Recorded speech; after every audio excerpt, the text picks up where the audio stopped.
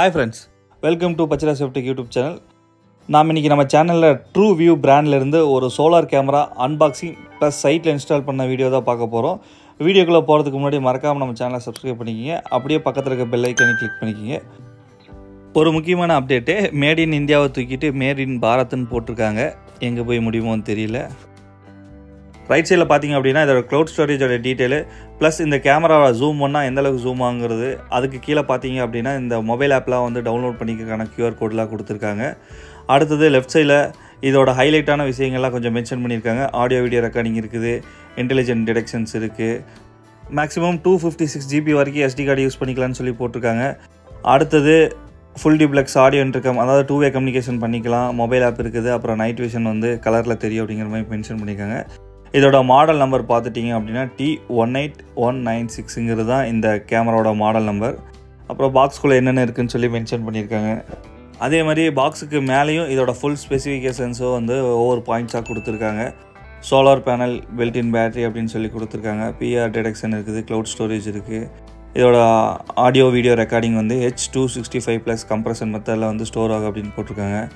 அப்புறம் டை installations, auto human detections, இந்த மாதிரி ஹைலைட்டான விஷயங்கள்லாம் வந்து இதில் மென்ஷன் பண்ணியிருக்காங்க.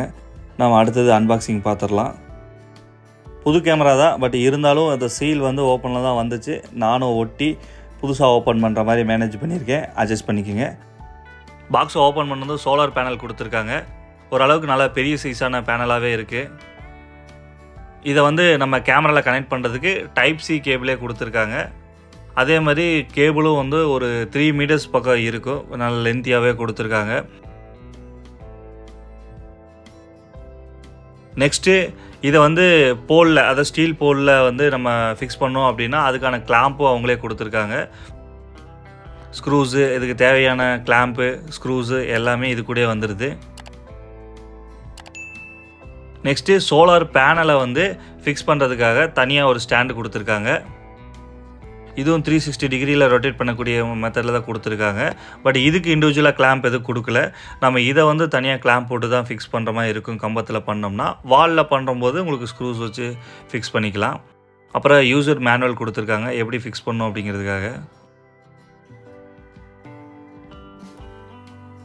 இதில் பாக்ஸ்குள்ளே என்னென்ன ஐட்டம் இருக்குது, அதை எப்படி ஃபிக்ஸ் பண்ணணும், என்னென்ன பார்ட்ஸ் அப்படின்னு சொல்லி மென்ஷன் பண்ணியிருக்காங்க. ஃபைனலாக கேமரா எடுத்துடலாம். பேட்ரி வந்து ஒரு அளவுக்கு பெரிய சைஸாக கொடுத்துருப்பாங்கன்னு நினைக்கிறேன். ஏன்னா கொஞ்சம் கையில் எடுக்கும்போதே வெயிட்டாக தெரியுது. 4 LED கொடுத்துருக்காங்க. இது வந்து கலர் வியூ கேமராங்கிறதுனால நைட் டைமில் கொஞ்சம் லாங் டிஸ்டன்ஸில் விசிபிலிட்டி நல்லா தெரியுங்கிறதுக்காக 4 LED கொடுத்துருக்காங்க.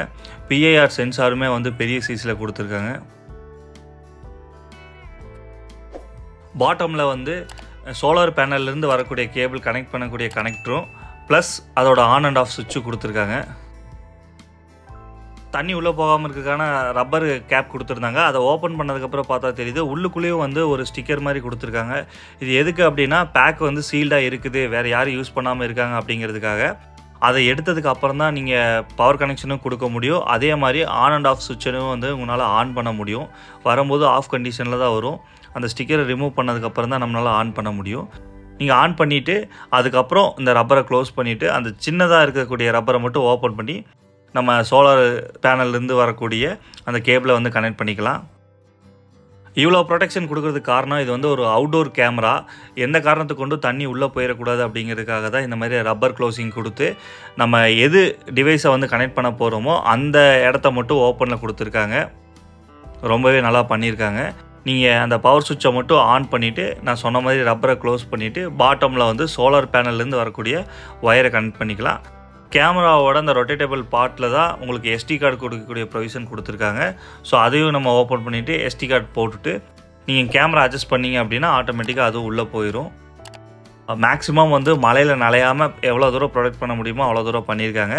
சோலார் கேமராவை பொறுத்த வரைக்கும் Trueview தான் வந்து எனக்கு தெரிஞ்சு ரொம்ப எர்லியராக வந்து அந்த மாடலை கொடுத்தாங்க.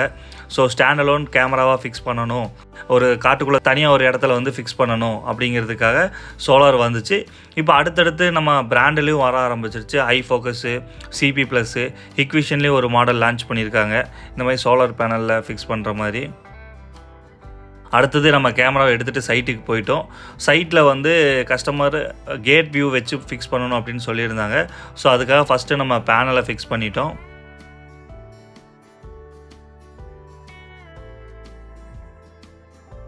கொஞ்சம் ஹைட்டில் இருந்தனால பேனலை கொஞ்சம் கிளியராக எடுக்க முடியல. பட் ஆக்சுவலாக பேனல் வந்து இந்த மாதிரி நீங்கள் சன்லைட் தெரிகிற மாதிரி ஃபிக்ஸ் பண்ணிக்கணும். அது அவுட்டோராக இருந்தது வெளியவே ஃபிக்ஸ் பண்ணுறீங்க அப்படின்னா நீங்கள் எந்த ஆங்கிளில் வேணால் வச்சுக்கலாம். பட் இந்த மாதிரி வால் இருக்கக்கூடிய இடத்துல ஃபிக்ஸ் பண்ணுறோம் அப்படின்னா கொஞ்சம் சன்லைட் அதிகமாக எக்ஸ்போஸ் ஆகிற இடத்துல நம்ம வச்சுக்கணும். பேனலை ஃபிக்ஸ் பண்ணி முடிச்சுட்டு நம்ம கேமராவை இன்ஸ்டால் பண்ணிட்டோம். இது வந்து ஒரு அவுட்டோர் கேமராங்கிறதுனால இந்த மாதிரி ஃபிக்ஸ் பண்ணியிருக்கோம். இதுவே இன்டோர் கேமராவை நீங்கள் வாங்கியிருக்கீங்க அப்படின்னா கண்டிப்பாக மழை தண்ணியிலையோ இதுலையோ படாத மாதிரி வச்சுக்கணும். இது வந்து IP67 ரேட்டட் கேமரா. ஸோ மழை தண்ணியில் பட்டாலுமே ஒன்றும் ஆகாது. இதே மாதிரி நம்ம யூஸ் பண்ணுற எல்லா சோலார் பேனலுமே வந்து டேரெக்டாக சன்லைட்டில் படுற மாதிரி தான் இருக்கும். இதுவும் மழையில் நனைஞ்சால் ஒன்றும் ஆகாது, ஃபுல்லாக சீல்டோடு தான் வரும். இதே மாதிரி டெக்னிக்கல் அப்டேட்ஸுக்கு நம்ம சேனலில் தொடர்ந்து பாருங்கள். தேங்க்ஸ் ஃபார் வாட்சிங் வீடியோஸ் ஃப்ரெண்ட்ஸ்.